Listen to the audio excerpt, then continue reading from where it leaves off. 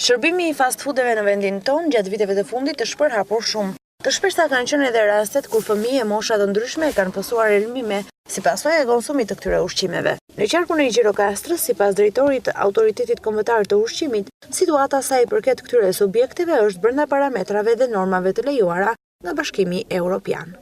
Në kuadrin e inspektimeve për inventarizimin e gjitha subjekteve ose operatorëve të biznesit, në qarkun e Gjirokastrës sot rezultojnë rreth 35 njësi ose siç i quajmë neve fast foodet. Janë njësi shërbimi me risk të lartë që gjatë gjithë kësaj periudhe kanë qenë në vëmendjen tonë. Ne vazhdimisht kemi kontrolluar edhe jashtë planit, kryesisht atë procedurat që kanë të bëjnë me riciklimin dhe me gjendjen e vajit në këto fast foode.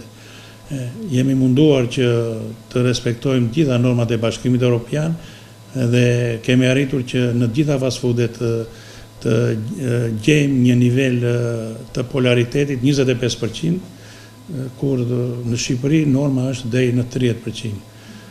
Them me përgjegjësi që ne i kontrollojmë vazhdimisht dhe duke qenë se këto janë subjekte me risk të lartë e përmenda edhe një herë, jemi detyruar që të kontrollojmë 2, 3 edhe më shumë herë. Ajo që vlen të theksohet dhe sepse në qarkun tonë, përfshi dhe Tepelen, Përmet, të gjitha këto janë një të niveli shumë të mirë dhe të mirë. Në ndryshim nga gjitha qarket e tjera, nga vlerësimet që ne kemi pasur dhe që monitorojnë vazhdimisht.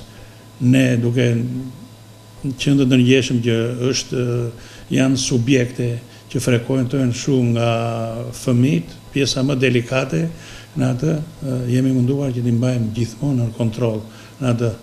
Dhe me garanci të plot kemi, domethënë, po japim konsideratat veçanta për shumë subjekte që ka veçanërisht qyteti i Gjirokastrës.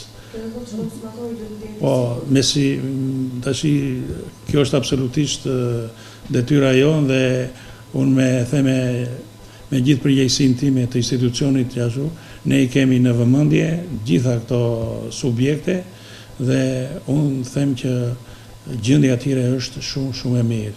Ne dy janë këmbguljet tona është polariteti dhe njëri vajt dhe kontrolli i vazhdueshëm i mishit që përdoret, sepse këto janë dy elementet që shkaktojnë edhe elmimet e ndryshme tek njerëzit, veçanërisht tek moshat e reja fëmijë, të cilat frekuentojnë shumë.